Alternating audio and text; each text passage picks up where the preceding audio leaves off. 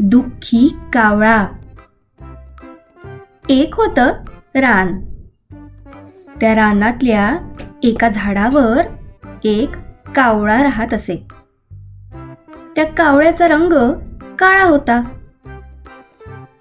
त्या झाडाजवळच एक तळ देखील होतं.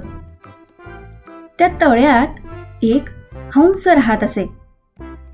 त्या हंसाचा रंग पांढरा शुभ्र होता.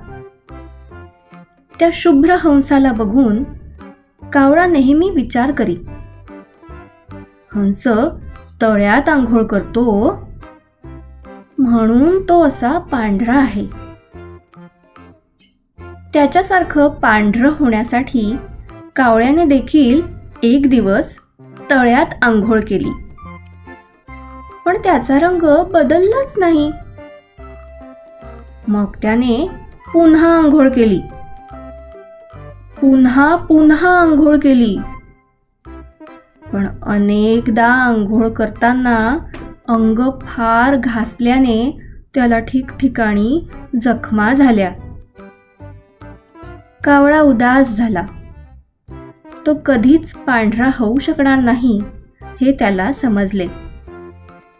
तो परत आपल्या झाडाकडे उडून गेला. दुसऱ्यांची नक्कल न केलेलीच बरी. तुम्हाला हा व्हिडिओ आवडला का? अशाच अजून अनेक गोष्टी मराठी, इंग्लिश, संस्कृत, तमिळ, हिंदी, कन्नड आणि तेलुगू भाषेत ऐकण्यासाठी गुरुकुला.com ला नक्की भेट द्या.